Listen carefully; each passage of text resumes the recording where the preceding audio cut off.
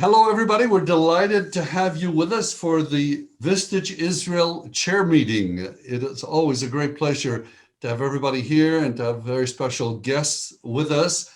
And before I introduce Jed, maybe we can go around and have each one of you tell him a little bit about you so he knows who the audience is here. So, Jackie, a little background on you for Jed. Yeah, sure. Originally from England, UK. Moved to Israel in about 2003. Been here ever since. I much prefer the fact that you can wake up here and see a blue sky, which in England is a rarity. Yep, this is true. I'm married to a Brit. Commiserations. Well played. Absolutely. And tell them a little bit about what you've done and so forth, Jackie. Just a little 1 minute biography for Jed. Sure. I like to say that I'm a jack of all trades, master of some.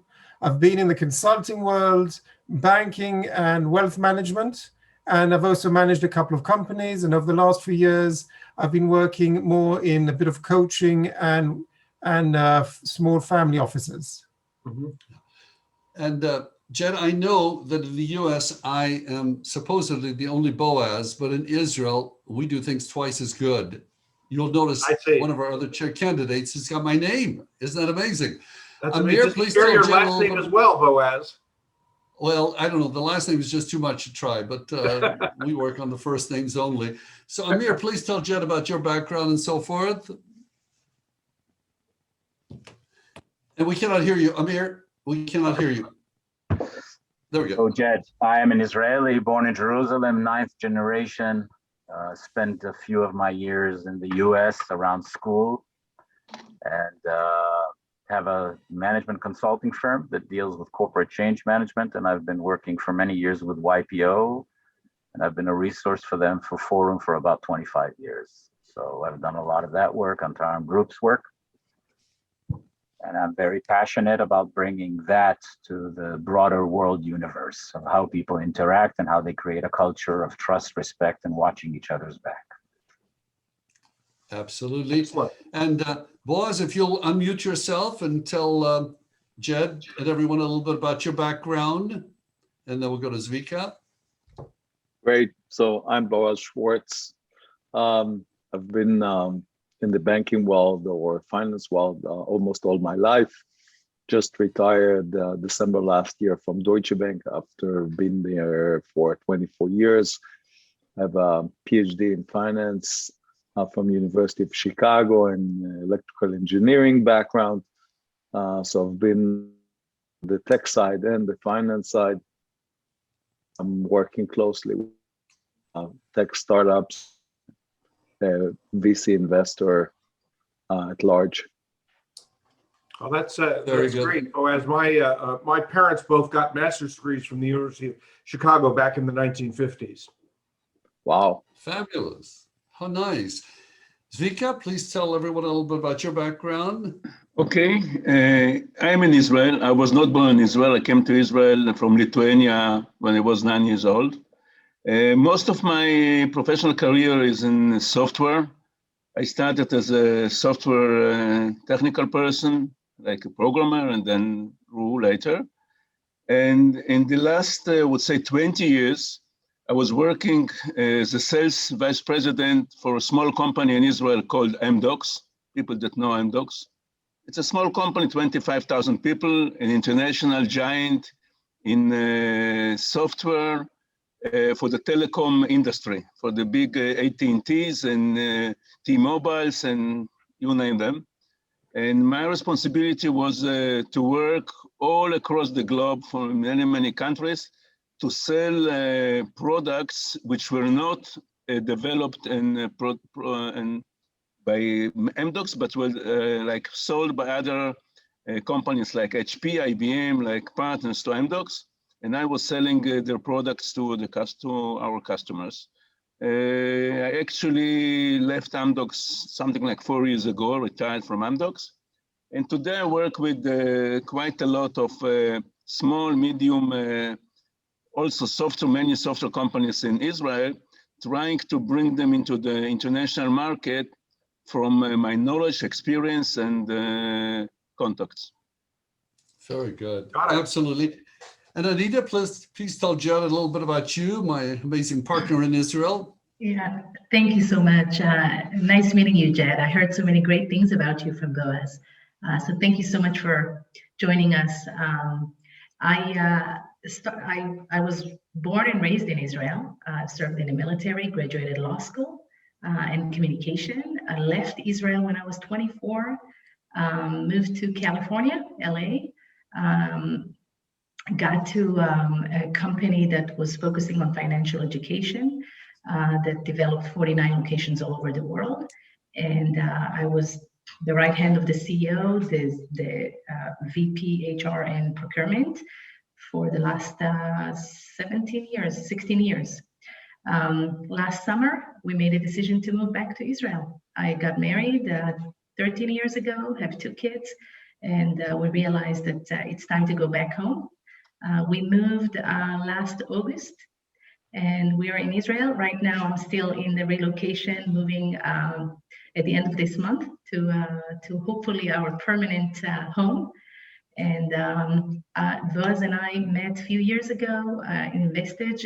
My boss is a member for the last 11 years, and I've known Vistage inside for many, many, many years. Boaz was a speaker. Him and I connected, became very good friends. We communicated, kept in touch, and I thought, we don't have Vistage in Israel. Maybe we should bring it. So I contacted my best partner, Boaz, and since then we're here and trying to get Vistage Israel up and running. That's fantastic. Anita, what was the name of the financial education company that you worked with? Online Training Academy. It's financial education. Yeah. Right. One of my members started a company called Financial Finesse, which provides financial education basically to employees, to the rank and file of large companies. I see. Yeah. We are so honored to have Jed here, my longtime friend in Vistage. In addition to being Vistage chair, let me tell you a couple of interesting things about him, and then we will ask him specifically about his background.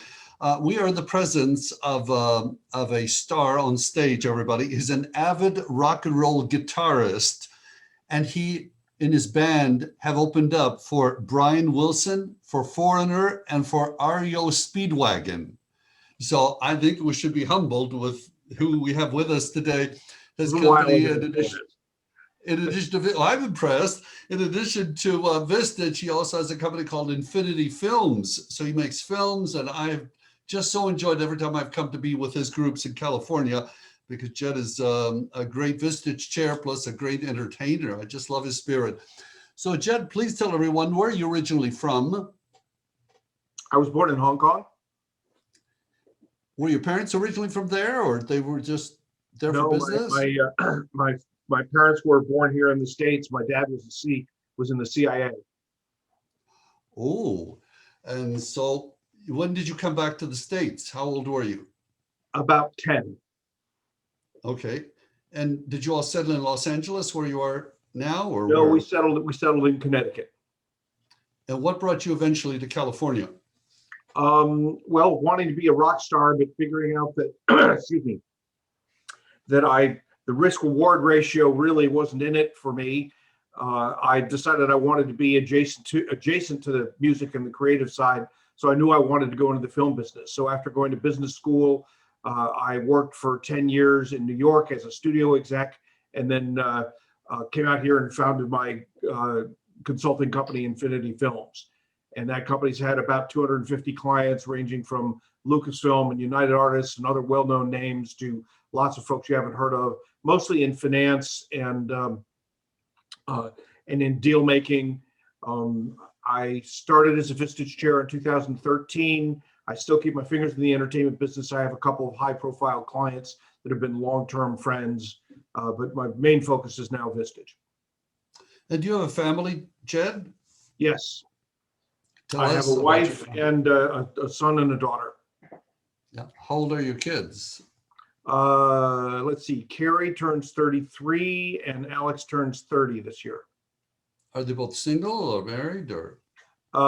Carrie, who has Down syndrome, is single and lives with my ex-wife in Massachusetts. My daughter, Alex, has a very close boyfriend, and we're expecting although the relationship's pretty new, we're expecting there will be some sort of a proposal or something in the next 6 months or so. How lovely. How lovely. And when did you first get connected with Vistage? In 2013, when a business school classmate of mine who was running 6 groups in Phoenix called me up and said, "Hey, what are you doing for the rest of your life?" And you've been a chair ever since? Yes. How many groups do you have now? I have 2 groups, a CEO group with 11 members and a key group with 12. Uh-huh. And one of the things that we're seeing in Israel, Jed, and maybe you could talk to it before we open up to questions from everyone for you, is the fact that in Israel, it's a very small country, 8.5 million people, everybody serves in the military, and literally everybody feels like they know everybody. And some people may be questioning, would Israelis pay? And there the fee is going to be $1,000 to join, $1,000 a month. For a will they CE pay group? to get it? Yeah, for a CEO group, right. Okay. Yeah, for a CE group. And would they pay for advice, when they could get help from a neighbor or somebody at a coffee shop? What is the difference in Vistage that we could tell potential members in Israel that this is not something you can get from a friend? You can't share with somebody your profit and loss statement. So, I mean, Boaz, that's exactly right. I mean, the central difference of Vistage and talking to friends, I mean, every CEO I know has plenty of outside counsel, right? They have lawyers, they have accountants, they have friends, they have former business partners, they have spouses, all of whom are usually more than happy to give advice. I think the critical difference is that all of these people pretty much have an agenda of some sort. In our Vistage groups, we're far more focused on helping helping the member make the right decision for themselves.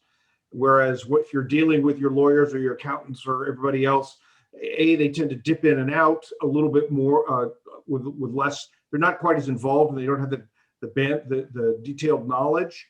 Whereas we're all in that agenda-free, totally confidential environment, and I think that's really the guts of the difference.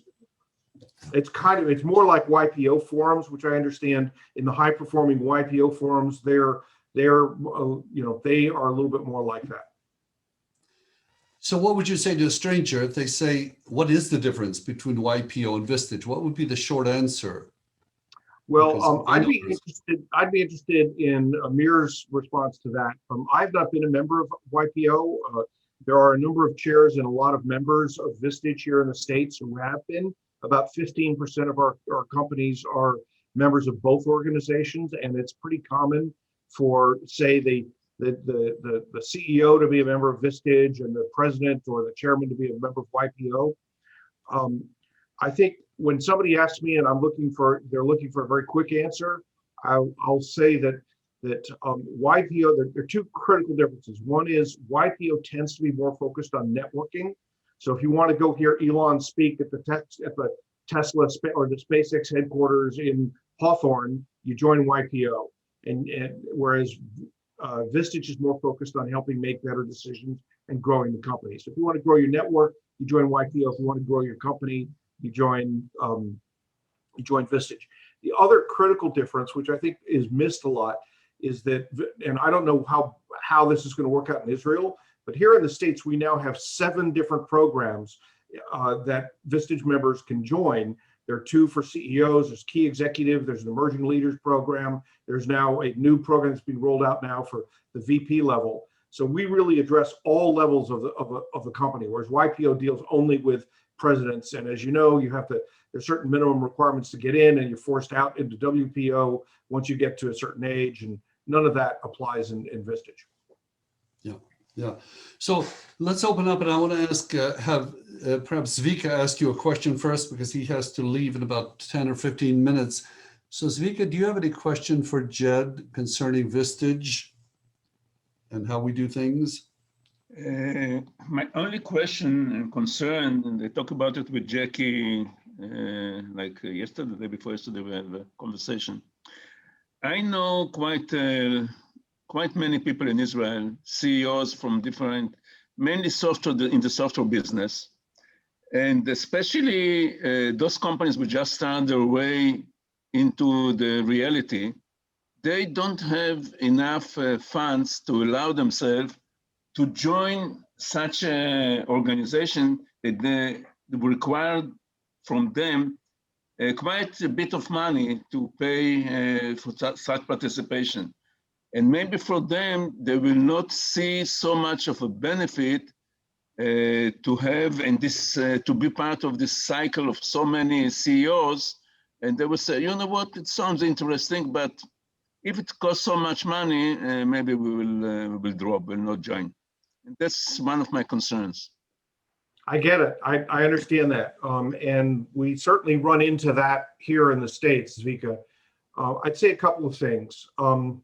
When I joined Vistage, I was initially advised that to stay away from startups because they tend to be, the CEOs tend to be really tearing their hair out. They don't really have a hierarchy underneath them.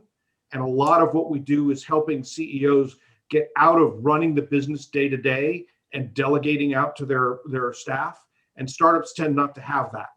And also there's the financial risk, which also can create turnover in your group and lead to instability for your group. So as a general rule, we tend to stay away from startups unless they are well-funded and the CEO maybe has previous startup experience, okay? You know, I was talking to a startup that had raised $10 million from Kleiner Perkins and other, you know, major venture capitalists up in Silicon Valley. She still had $9 million in the bank. She had 10 employees, but she was pre-revenue. She's a good candidate, right? She had also started and run and grown several divisions for Barry Diller. So, you know, she was a very good candidate. But if you're talking about a company that's really scrambling and doesn't have a lot of runway, their concerns are a little bit more legitimate.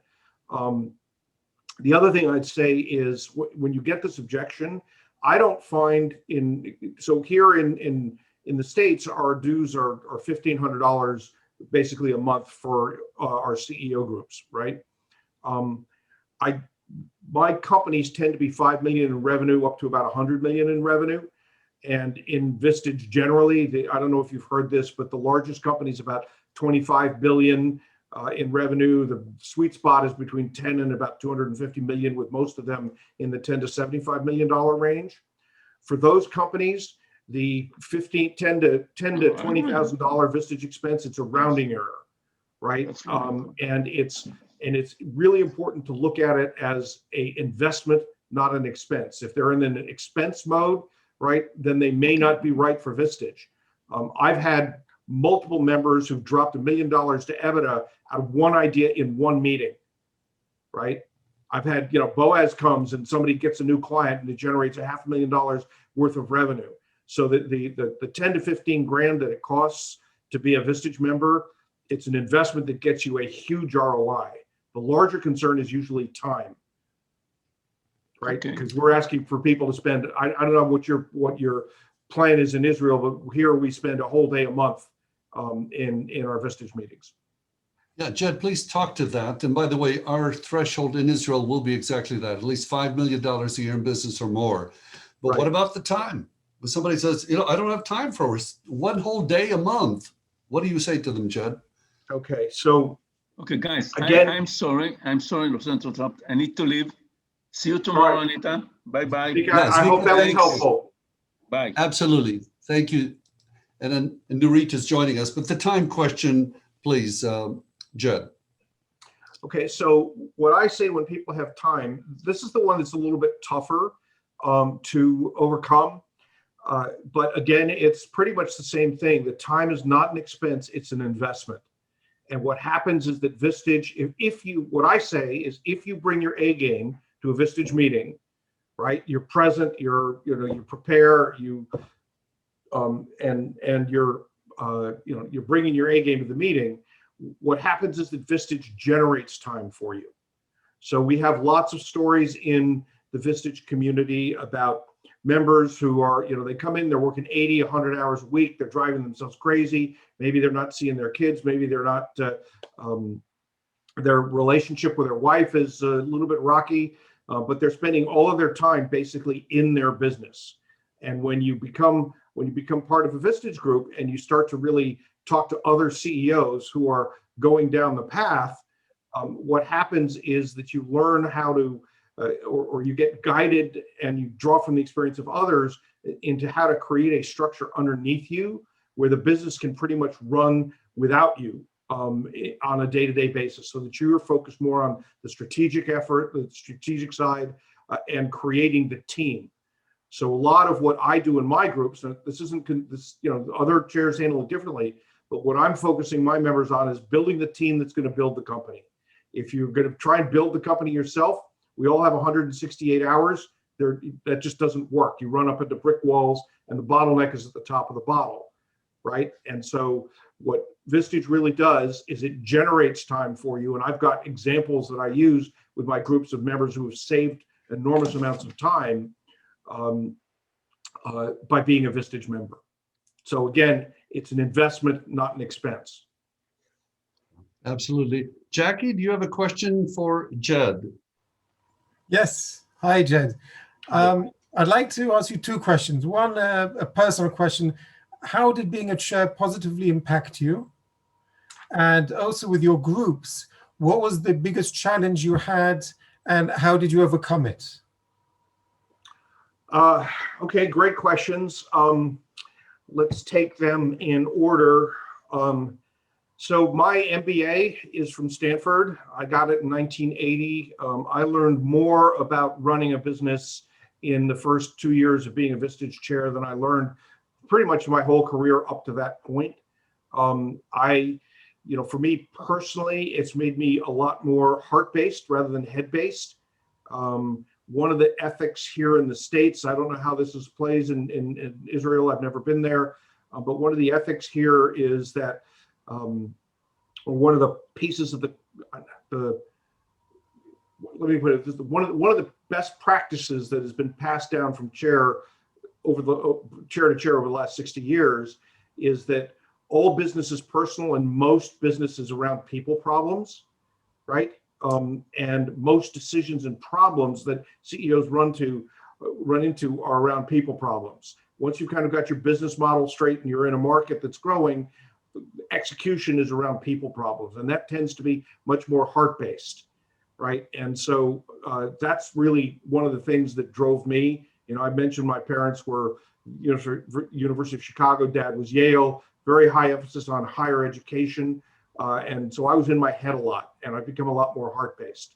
And this has improved my relationship with my kids, with my and with my my wife, and I think it's created sort of a stickiness within the group. Your second question, remind me. Sorry, slipped my mind. What was the biggest challenge you had within the group? Oh, very interesting. So are you guys going to be doing one-to-ones as well as regular? Okay. Yes, exactly. So I think the toughest transition that I had to make was my entertainment company was basically a consulting company, and it worked exclusively with CEOs of entertainment companies, and I was consulting, right? One of the biggest challenges I think for anybody who's becoming a Vistage chair is you have to move from being a consultant to being a coach. And these are two very, very different things.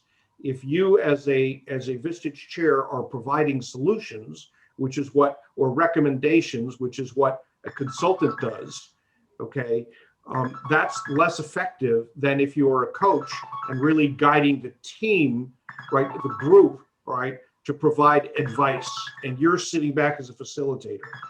So the biggest mistake I made in the early days of my career was I'd go into one-to-ones and there'd be an issue, and let's say it was in my field of expertise, right? A lot of issues are outside my field of expertise, and that's why you want to draw on the group, right?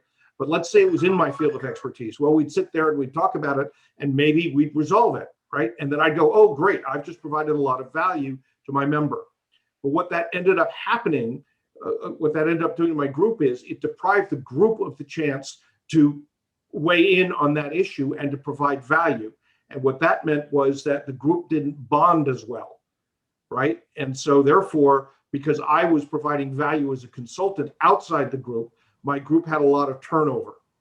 So I ended up losing a fair number of members, and I've been rebuilding since then. And the big aha was, hey, even if I know even if I think I have the answer for this question, right, or this issue that a member is raising, right, bring it to the group, unless it's so trivial that it's not going to really be important, because that creates the sense among the group that they're all helping each other, and it creates a sense for the member that they're being helped, and that creates stickiness and gets you long-term members. No, that's Would you a agree, very Jed, that- important lesson. Thank you. It was massive. Absolutely. Absolutely. Jed, I think you would agree, because I consider myself not a speaker or a lecturer. I consider myself a facilitator. Wouldn't you say that's a good description of what you do? Yes. Yep. Yeah, you facilitate. Amir, do you have a question for Jed, please? And then we'll go to Boaz. Unfortunately, I have 6 questions. Okay.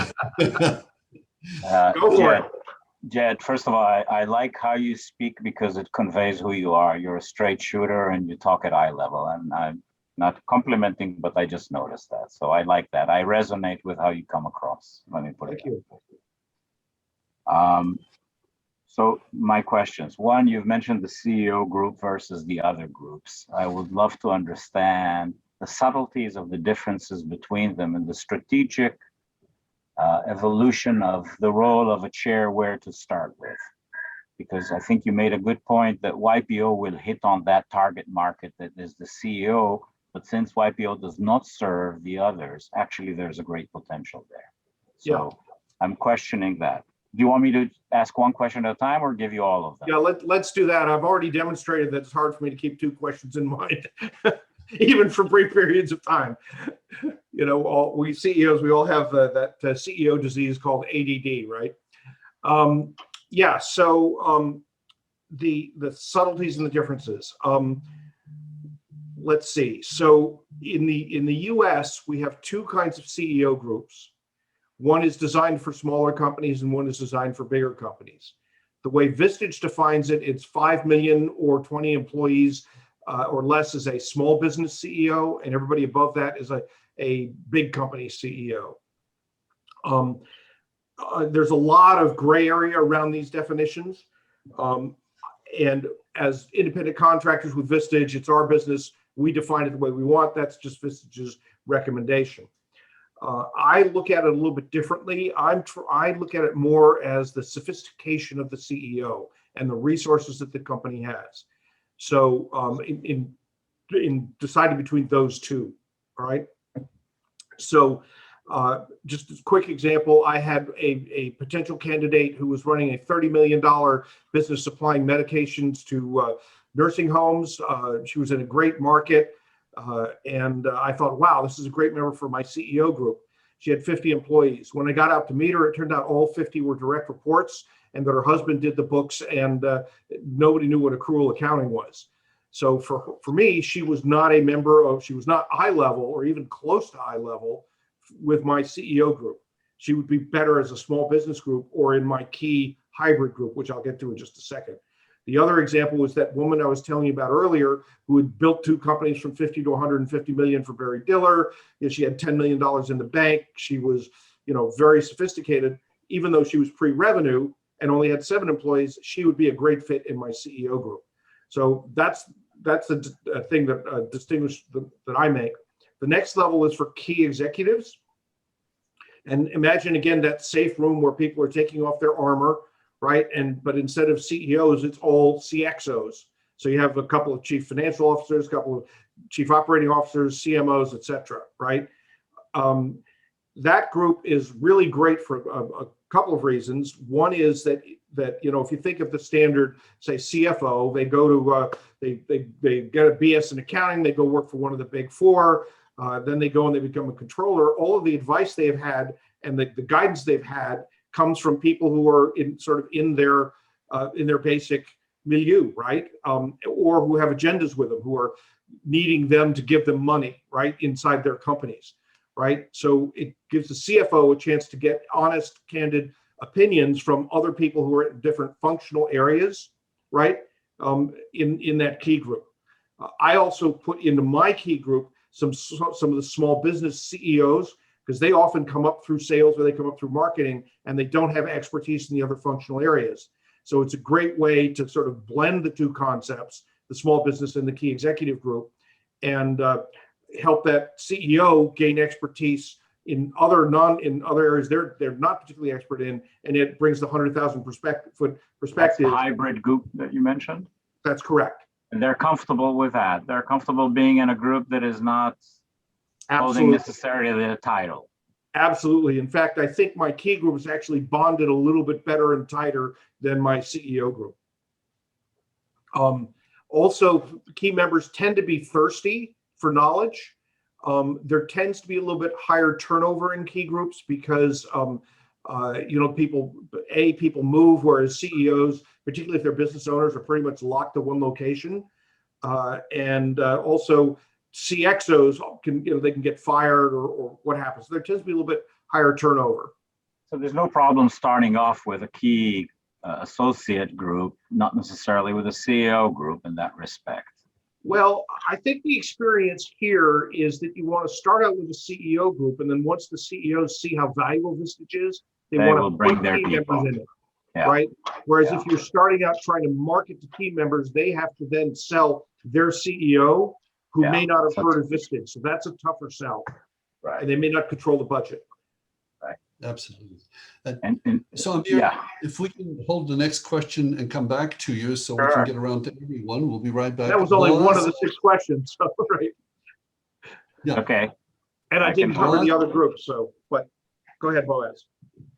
Oh, wait. Let's go back to that. Let's just cover it clearly. So we have the CEO groups, the key groups, just for definition, the others. So there are 4 other kinds of groups. One is called the Vistage Inside Group, and that's where all the members of the group are employees of one company. This tends to be for larger companies, 50 million plus, companies like Panda Express, Equifax, Northwestern Mutual, Taylor Guitars, Universal Hilton. These have all had Vistage Inside groups. Okay, there tend to be agendas in those meetings, but nevertheless, a lot of what we've learned about how to communicate more effectively and to delegate and all that ports over into those groups. There is a trusted advisor group, which is very low chair pay, but I think it's a 1 5-hour meeting a month, no speakers, and it's professional service advisors like accountants and lawyers. And chairs do that basically to build up a referral network.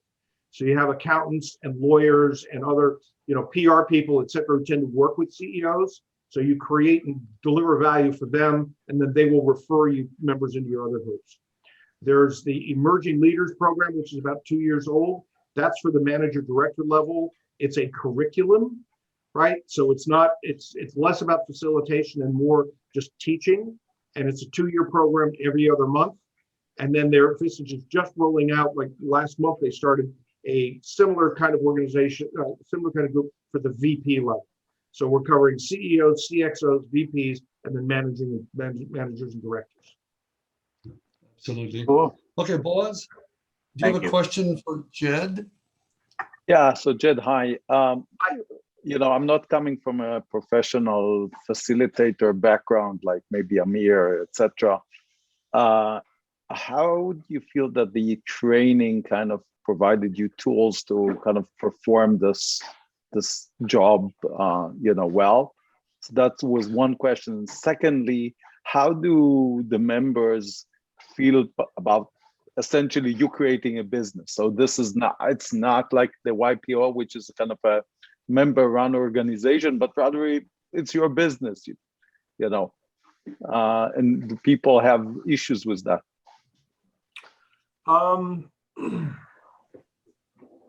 So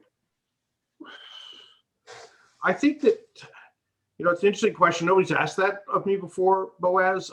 I think my members all understand that I'm creating a business, but that our interests are aligned. So in other words, yes, I want to build the group up to 18 members, right? But if I do that, I'm adding more value to the group because there are more perspectives that are bringing into the group, so long as I'm being careful and cautious about who I invite into the group, right? and that there's a match and et cetera, you know, that it's a good team member, right? But I think that folks really look at that as my incentives are the same as their incentives. Similarly, if I have a non-performing member in the group, someone who's toxic, right? My incentives are to keep the person, at least the short term, in order to keep the chair pay up. But the long-term interest is to get that toxic member out of the group because it can create a lot of instability in the group. So there again, you know, our interests are pretty much aligned. And in terms of the chair training, look, I mean, it's interesting. I mean, there are chairs that go out and, you know, in 2 years they've got 5 groups and they're earning 350 grand a year, and there are chairs that are, you know, don't grow as quickly. I would say that, you know, for me, the training was revolutionary. It was all around, it was a lot around this heart-based and being a facilitator as opposed to a consultant. And I had to change my whole mindset. And, you know, in the States, we also have something called a Vistage chair group. I don't know if you are planning on having that in Israel. Yeah, in essence, we started doing this by having these meetings, you know, Right. for people to get to know each other, work Right. with each other. Absolutely. So it's my own Vistage group, and the members are all the local chairs here in LA, right? And the chair of my group is a guy named Bob Davick. He's one of the most famous and awarded chairs in the system. And he firmly believes that chairs commit malpractice for at least the first 5 years, because it takes that long to become a really good facilitator and be attuned to the needs of your members. The good news is, because the members have never been in a Vistage group before, they don't know, right? And so their only experience of Vistage is what you're delivering to them.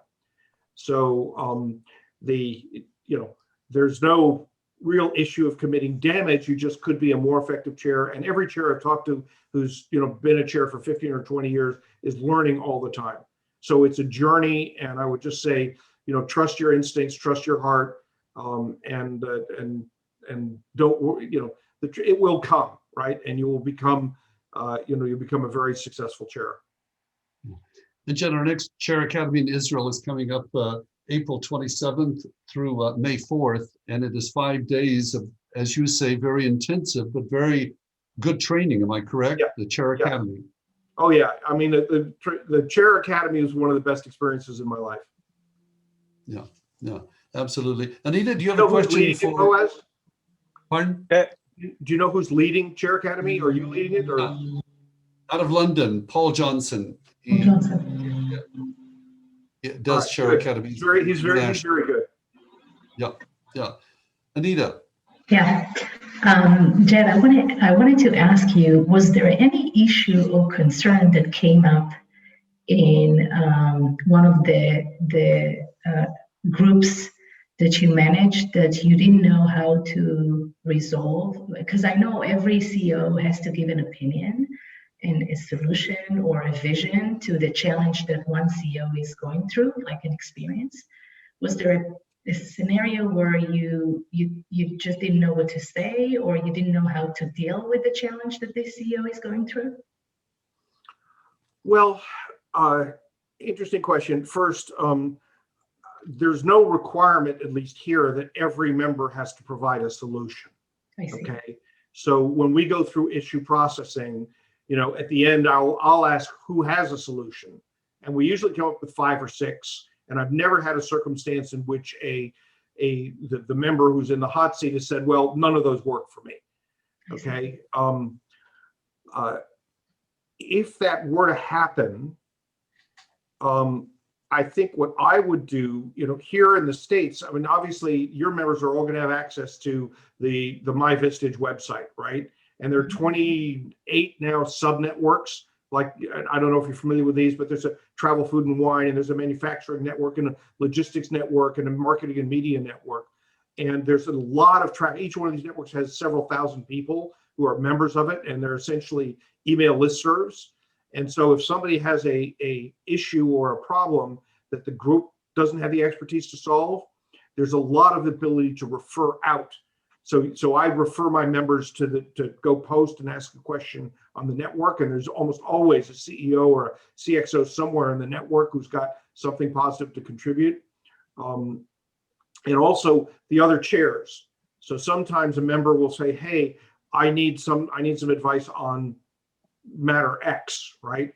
And I can go out to the other chairs here in the United States on ChairNet, right, and say, "Hey, one of my members has this problem.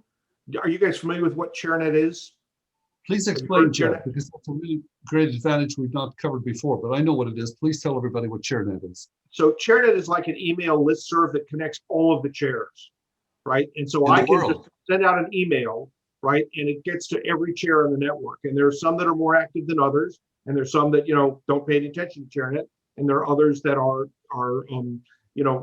contribute all the time. And so if I've got a specific issue that I need help with, and it can be anything from my own chair practice, how do I best, I'm trying to join two groups or take over somebody else's group. What are the best practices? To, I've got a member who has this particular problem. Does anybody out there have a member or know of a speaker who's got some expertise in this area? So generally, it's a very effective referral network, right? All of this is a very effective referral network for the members, and that alone saves hours and hours and hours. I mean, it's a great example of how Vistage saves CEOs time, right? And generates time for their members. Yeah, It's not a time suck. I agree. We actually experienced it, so I know. But it's interesting if you have a dilemma or a scenario where someone in the group doesn't have the experience of this challenge. Then I was not aware of the ChairNet, but that's good to know. Yeah. It's usually that those kinds of questions, Anita, tend to be very specific. Yes. Right. In other words, the larger issues, the really more important issues, the heart issues, the who are you being and the self-limiting beliefs, right? Those issues people around the table have lots of experience with. They're all dealing with, those issues, right? But the very specific issue, hey, I need a transactional lawyer to help me buy this company or to help me do this acquisition. If there's nobody in the group that has that, ChairNet's full of it. Yeah. Makes sense. Jed, what you mentioned a moment ago, I think it's worthy of going back to just for a second, and that is the fact that Israel, being a small country, most of the business they want to do is with the world, right, because they cannot just sell to each other forever and ever. So how valuable are the Vistage networks for Vistage members in Israel, for them to connect with? Good question, boss. Right. So this is, I think, massive, and it would be a huge selling point for you guys, I would think, which is that by connecting in, so first of all, there's a database of all of our members. And while you can't spam it, you certainly can target it, right? So if one of the best examples I have is Panda Express. So Andrew and Peggy Churn, who founded Panda Express in 1980, they were 3 sit-down restaurants in Pasadena. And they both were members of Vistage groups. They were separate Vistage groups because we don't allow husbands and wives or partners in the same group, right? Because they have agendas with each other. Okay. And so they came to their Vistage groups and said, oh, okay, we want to expand. And over a number of meetings, they came up with a plan to create these little, Panda Express shops all around the country. Well, Andrew and Peggy had no idea how to buy media in Atlanta or where the right real estate was or who a good accountant is in New York, et cetera. They go out to their Vistage group and, again, massively save that time. Then when they wanted to go international, same kind of thing. These are all resources that Vistage can provide. So I would think that the addition of Israel, you guys are so incredibly innovative and doing so much with really cool companies that there's a great opportunity for two-way communication and two-way relationships here. Absolutely. It's huge. Any other questions for Jed as we wrap up? Amir, did you have another question? Jed, do you think you can make a movie that shows the world the power of such groups so that they understand how to create collaboration, not only within a specific group? Do I think first of all, I'm not a movie director. I'm not a creative guy. I'm sort of the numbers guy. But, I think,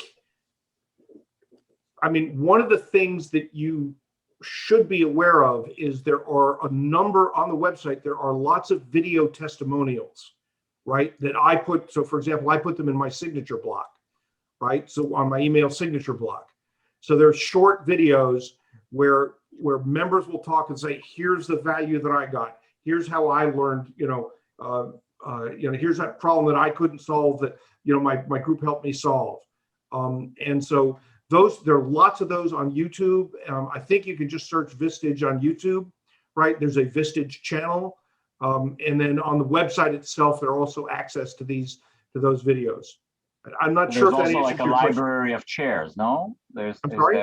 Is there a library for chairs that they can get access to this promotional material? Yeah, all of that's on the My Vistage website.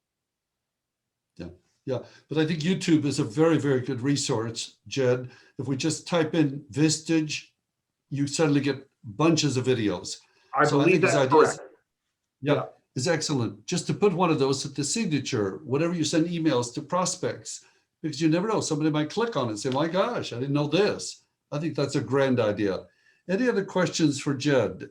Any other questions?